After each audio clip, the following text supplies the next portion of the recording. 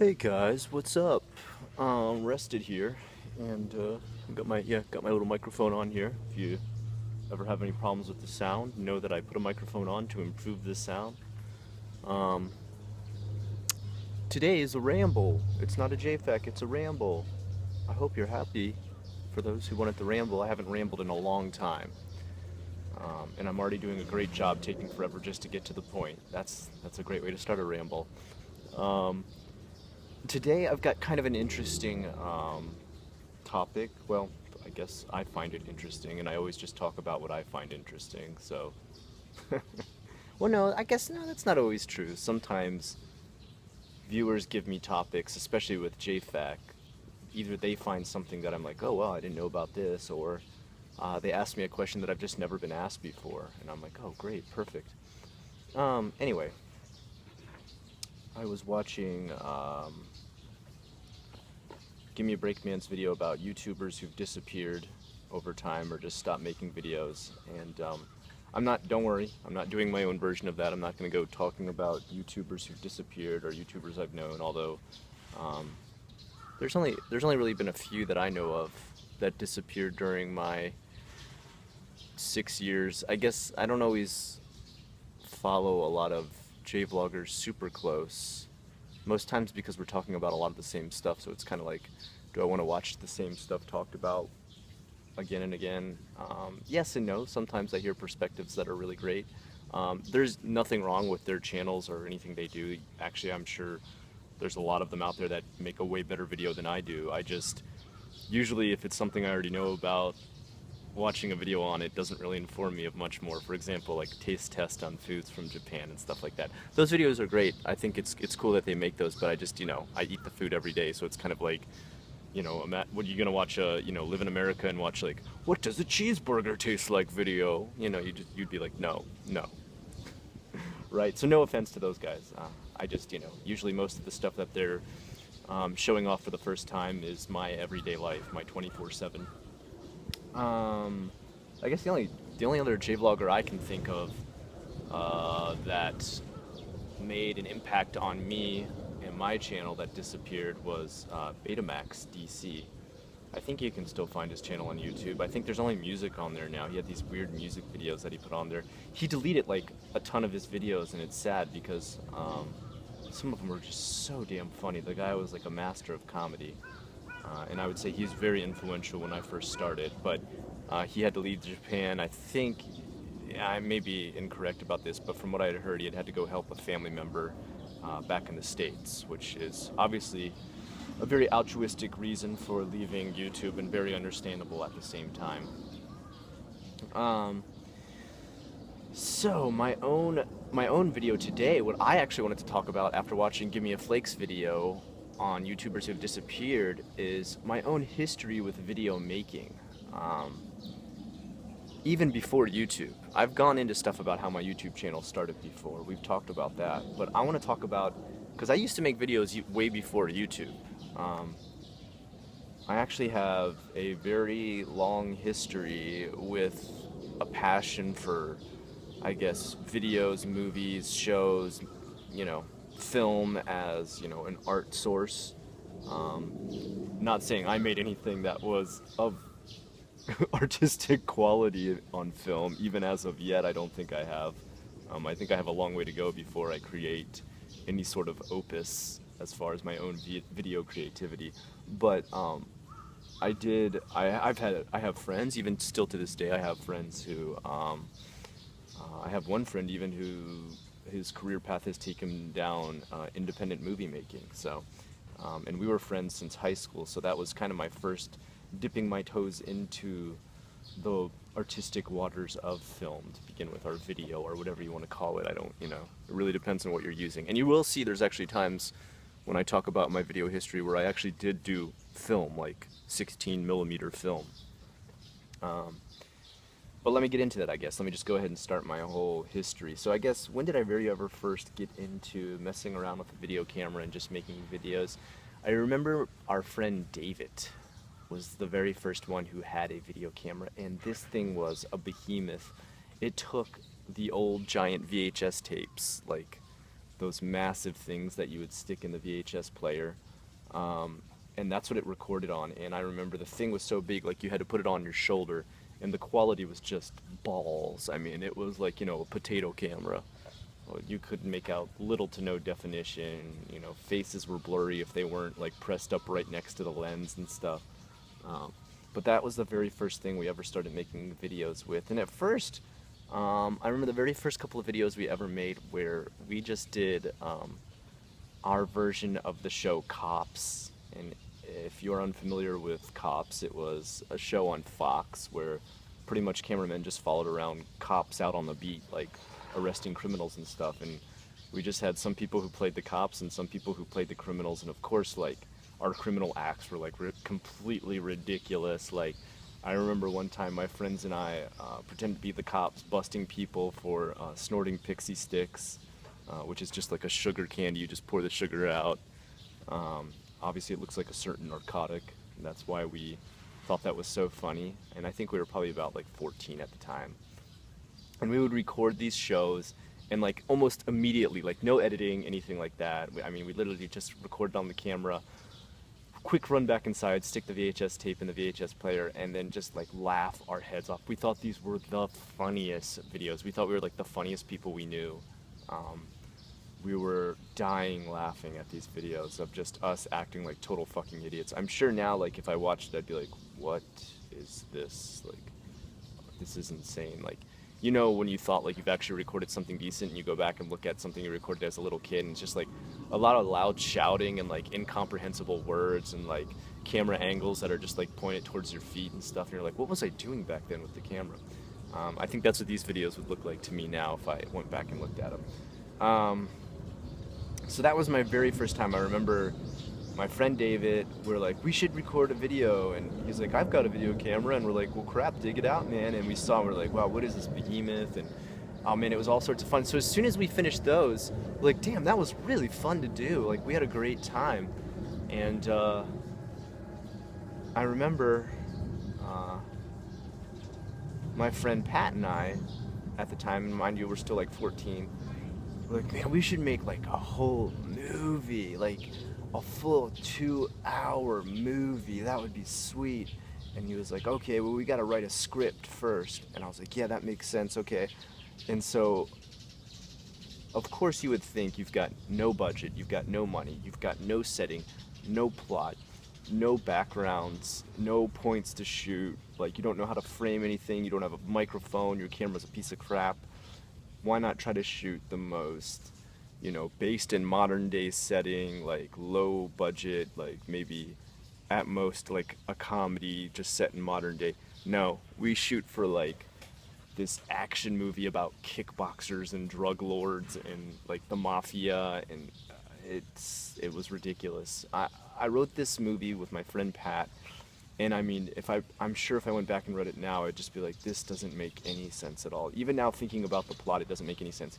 The name of the movie was called The Beat Squad, and it was supposed to be a group of, a squad that was formed of kind of like gray area criminals, like somewhat good, somewhat bad, who had unique skills in like fighting and stuff. Like, for example, one guy was like a James Bond type spy dude who was good at sneaking around and stuff. Another guy he was called, I think he was called like the Kick Fighter or something like that. And the reason he was called Kick Fighter is because we went to what do you call it, the Salvation Army store. It's pretty much, you know, the thrift store, the used clothing store. And we went out there looking for like boxing shorts, because we were like, we should make him like a boxer. And we found these shorts that said like Kick Fighter on them, and it was just like the cheesiest looking shorts you've ever seen. And I remember like the waistband came up like way past my belly button, and they were just like the most ridiculous things that we'd ever seen. We laughed so hard buying these things, and they were like 25 cents, like literally like cost us a quarter, like pennies out of our pocket. And we were laughing so hard. We were like, yeah, he's gonna be called the Kick Fighter, ah. And I remember the glasses I wore as the Kick Fighter were, they were like those yellow kind of like hunting or like shooting range glasses where they're supposed to keep the glare out of your eye, like kind of like, almost like glasses you would see out of Fear and Loathing in Las Vegas, the kind that Johnny Depp wore, or Benicio del Toro's. Um, those really ridiculously overly large pilot sunglasses, but with yellow tint to them, not black. And I wore those, and I remember I think I had a toothpick in my mouth, like I always kept a toothpick in my mouth. And I played a kickboxer, and I was scheduled to fight with another kickboxer, and it was kind of these underground fights. And I remember I win the fight by beating the other guy up, and he cheats though because he picks up two knives and cuts a big X across my chest. And for the rest of the movie, I have like this giant painted X scar across my chest. And yeah, I go like bare chested this whole movie. Mind you, back then I was like 100 pounds, I think. Like I was still the same height, but I was only 100 pounds, 50 kilograms, less than 50 kilograms for those of you who do kilograms. And it was, I mean, I was like skin and bones. I wish I could show you pictures of me from that movie. I was just like, I mean, like, I was the kind of guy that like, if I breathed in too hard, you'd see like my full rib cage. That's how skinny I was back in high school. So we're shooting this movie, and like, yeah, what is it like? I get attacked by the other kickboxer who hits me with knives, and I pass out from blood loss, and the mafia puts me in the back of their car and takes me back to their headquarters and puts me in their prison. Like, already you're like, well, where is this plot going? It's going nowhere. It makes no sense. It was written by, you know, a 13-year-old and a 14-year-old who thought they were making a movie. And then we want to break out of jail. I don't know, I want to break out of jail. But to do so, I have to get past the guards that are like mafia guards. I don't know how like the mafia gets involved or whatever, but like the mafia and the drug dealers are the same people. And the mafia guards, since we didn't have a lot of people to play different roles, we just like put our friends in different paintball masks over and over again. And of course, I go through this like series of beating them up in this compound that I'm imprisoned in, which by compound I mean my friend's living room. And you know, just like there's like a couch in the background and stuff. And I remember like the big boss of the place, I think like his name was like Mr. Big Boss or like Mr. Big Evil or something. It was like the most basic name we could think of.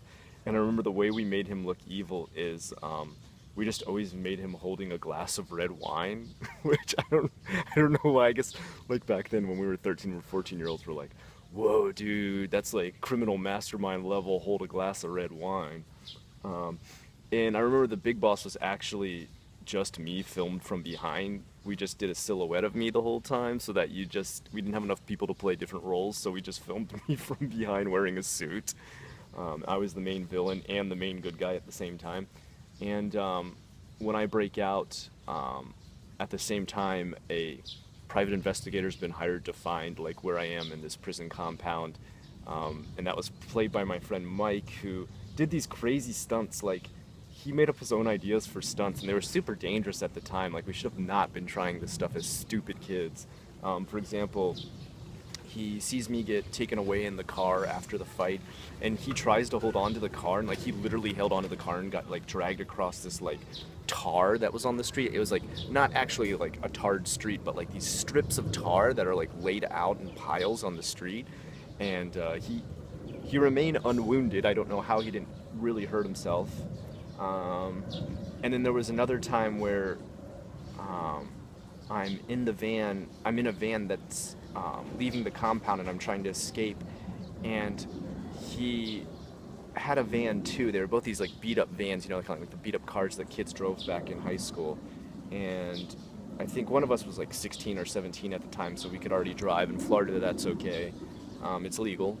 And I remember he did something where he was like on the roof of one van, and we had the sliding doors open on the other van, and he like stepped down from the top of the one van into the other van, like while they were both moving. And like we filmed this whole thing, and I remember we showed our teachers at school this movie we made, and they're like, holy shit guys, it's like really dangerous, you shouldn't, you know, like they didn't even care about the fact that we had tried to be creative with this and everything. They're like, you guys could have really hurt yourself, that's really stupid.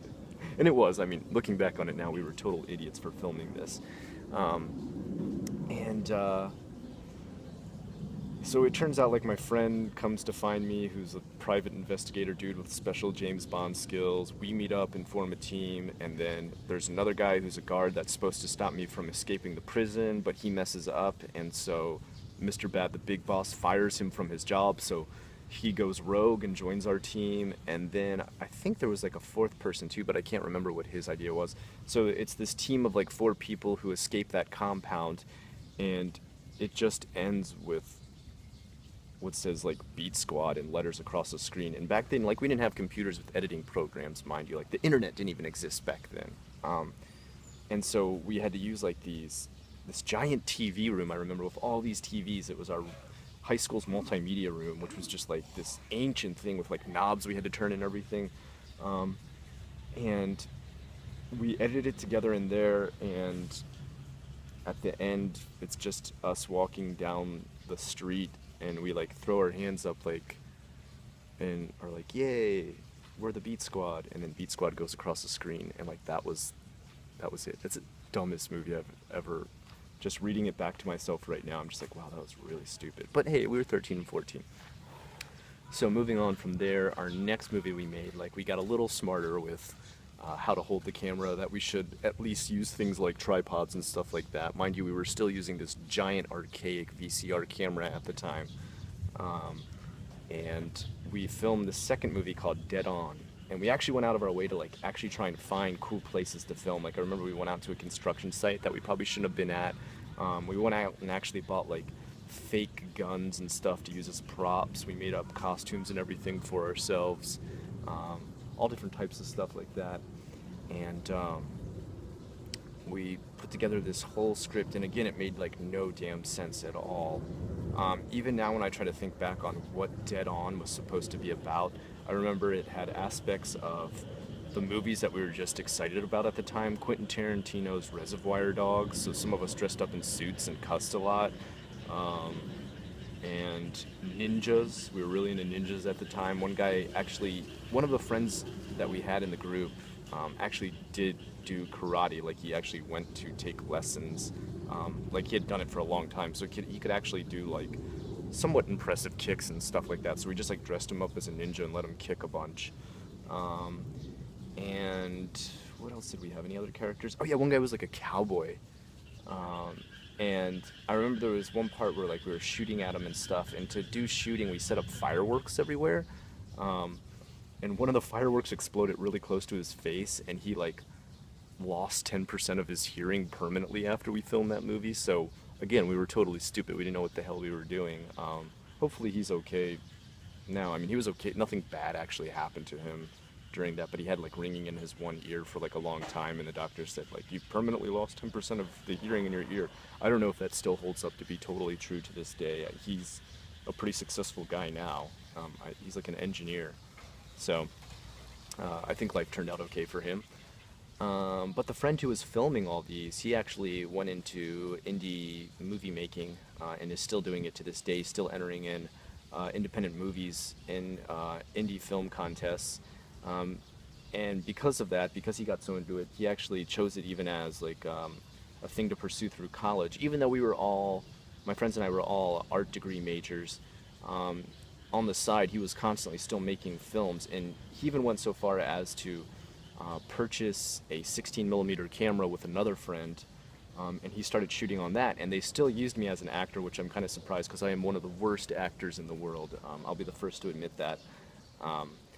But I guess, you know, when it comes to making like movies with your friends, you just take what you can take, right? You take what you can get, I mean. So our movie making continued on into college. There we actually made these independent movies, were actually like entered into like small film contests and stuff, and actually filmed on 16mm. They cost a ton to film. We actually used things like boom mics, lighting, checked aperture. We're like a little more professional when we did this stuff. So what was, let's see, our one movie was called Chip's Challenge, and it was about a guy who wanted to go meet his girlfriend who was arriving at the train station, and on the way there, on the way to the train station, like everything possible that could go wrong goes wrong. He's like driving a van that's a really old van. We've always used the same old vans in all these movies, and the van's like falling apart. Like I remember like one of the wheels comes off of it, like it had like the Chrysler symbol on the front, and that came off of it. And we're all going through all kinds of obstacles on the way. For example, like a bum tries to stop us from going down the street. Like he stands out in the middle of the street and won't let us pass. Like I said, the car falls apart at one point. At another point, we're attacked by our friends who are paintballers, and they desperately want us to join and play the game, but since we don't want to, they take some of us hostage, and it ends up with them dragging us back to their house where they're playing a game of Dungeons and Dragons. And as it turns out, that guy's girlfriend is already there, and she's joined the game of Dungeons and Dragons a long time ago, and him going out of his way to try and meet her at the train station was pointless to begin with. Let's see, what's the other one? Oh, we made this so the two friends who bought the camera, the one guy would make movies that were like very linear and had very distinct plots that let you know exactly what was going on step by step, almost like ingredients in a recipe. And the other one was more into like making really artistic films. So the first one he made was called Dead Fish, I think it was called, and it was like this military movie about existentialism, and it was about this guy who dies in the middle of a battle, and God comes down and brings him back to life and lets him fight a little bit more, but at the same time makes him realize the cost of life and everything and the people that he's killing. I played a soldier in that, and I remember it was insanely hot at the time. I remember we set up a million firecrackers everywhere to make it look like a real war. My friend lived in the middle of the wilderness, and we went back to his house to film this in the middle of the wilderness, which was really strange. And on top of that, there was one part where one guy had to like go into this like cold stream and rise up out of it. I think it was the part where the guy was actually coming back to life. And for that part, it was really strange because she was trying to avoid some sort of raven over here. That's what was going on. At some point, he had to come out of this stream, and I remember the stream was like ice cold, and like the guy looked like he was gonna go into hypothermia. I remember like we had to like wrap him in towels and everything. So, and then I remember also, this was the movie that taught me that I myself never wanted to go into directing. Like, and the reason it taught me this was because I started to understand how insanely hard it is to for real direct a movie. All the things that go into it as far as lighting and sound and aperture and checking, shadows and everything like that. And I think the hardest part for me to really come to terms with the fact that when we would film, we'd have to film from 5 a.m. to 5 p.m. because that was the only time that there was a light out, because we were using 16 millimeter. And when you use real film, you have to shoot out during the day. And that's a lot of times why you see these day for night filters and stuff like that. So we had to shoot during the day. And we had to shoot when there was daylight because we couldn't afford tons of lighting and everything like that. And so doing that meant we were shooting for 12 hours straight, and if you weren't shooting and acting, then you were holding a boom mic, or you were holding lighting, or you were holding, like, even I remember at one point, like a blanket to knock out too much light from pouring into certain parts of buildings and stuff we were in, because otherwise it would blow out the film. And I just remember like constantly switching what jobs I was doing. Of course, at no point complaining, but I remember on the second day of shooting, like we shot for 3 days, and by the second day already, I was so tired that I was falling asleep standing up while holding these curtains and stuff. And I just remember thinking like, oh my God, this is so exhausting. I can't believe how hard this job is. Why would anybody go into this for a full-time career, which I can understand why now that I make like a couple videos of my own. It's really fun, it's really creative. It lets you use almost every combination of art possible and put it into one medium, and that's really fun to do. But for us at the time, with like a bare bones skeleton crew, I thought it was like a horrible job. So I was like, okay, I'm not going to be a director when I grow up. That's not a good idea, which, obviously it's not like I can just pick and choose any job I want when I get out of college. Oh, I just want to be a director. It's so easy. Step right into Hollywood and say hi. So anyway, from there we shot another movie, and this movie was another artistic one called The Platypus and the Paperboy. And it was this strange movie about a guy who was contracted to write a movie script, and he knew that if he went outside of his house or had social time with his friends or things like that, that he wouldn't stay motivated and finish his script on the deadline that he was set to write it on. So he locks himself into his house and refuses to have communication with anyone outside of his house, outside of the little world inside of his house. Locks himself in there with just some food and a typewriter. I remember we went out and bought this like really old, ancient-looking typewriter for it to give it the main centerpiece of the whole movie. And he locks himself in there, and he's not going to leave until he finishes this script. And as he's doing this, he's like kind of starting to go crazy because his only interaction with the outside world is this paper boy that shows up every day to deliver the newspaper, who does not know that the guy doesn't want to be disturbed. And this guy's just trying to do his job, the newspaper boy. But it's starting to drive the writer kind of nuts. He's going paranoid because every time he shows up, it messes up his writing and he can't finish. And so he starts to have like this vengeful attitude towards this paper boy who's totally not noticing anything that's going on inside this house, but just, doing his everyday job. And each day that the paperboy comes, he starts to imagine him like a little bit more aggressive and extreme. For example, he starts out as just looking like a normal everyday paperboy, but then like the next day he's wearing cowboy boots, and then the next day he's wearing like a full gunslinger's outfit and everything like that. And then finally one day he gets so fed up and over the top that he runs outside and attacks the paperboy and kills him, drags his body back into the house. Like he's going crazy at this point, like he's drinking every day as he writes his script and everything, and it just kind of ends with him finally finishing his script, but like his life is totally fucked because, obviously he's going to go to jail after this, he's going to be arrested. Maybe his script will get published, but his life's ruined. So it's kind of a crazy, kind of surreal, dark, spiraling movie. And let's see. I think that's about it for college. Did we make any other movies other than that? I don't think so. After that, my friend went on to make his own independent movies. We all graduated at that point, went our separate ways. No one followed me to Japan, of course. I went there on my own. But my other friend went on to start a studio called Blue Llama Studios. I think you can even check out a movie he made for his studio called Veer, and it's like a skateboarding movie about a professional skateboarder, I believe, and it's even got its own Wikipedia page and everything, so you've made it big when you got your own Wikipedia page, right?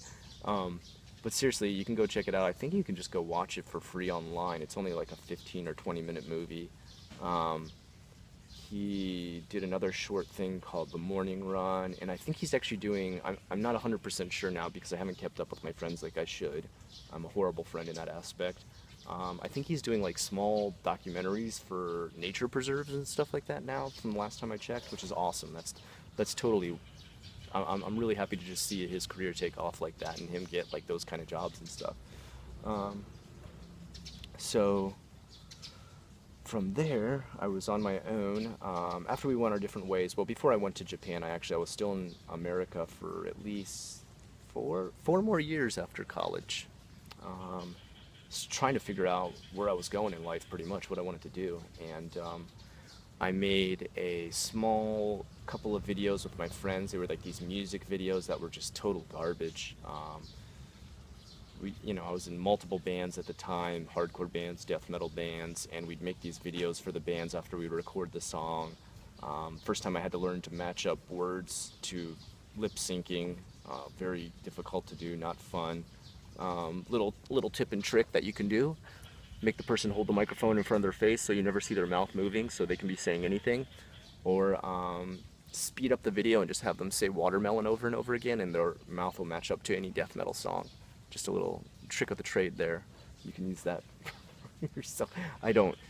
One time that watermelon thing really worked. I don't know if that would always work every single time, but I remember there was some sort of urban legend going around that like if you just said watermelon over and over again and sped the person up in the video, that their mouth would match to the words. And I remember it actually worked for the one video we were shooting. We laughed so hard. We thought that was so funny.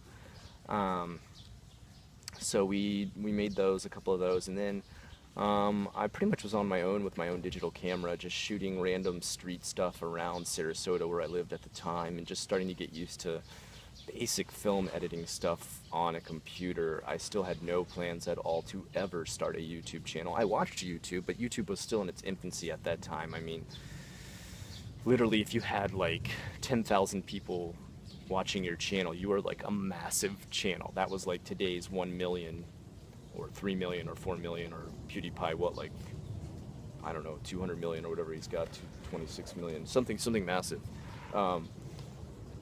So from there, I ended up in Japan, and that's where I started to shoot the same kind of street shots and everything of Japan.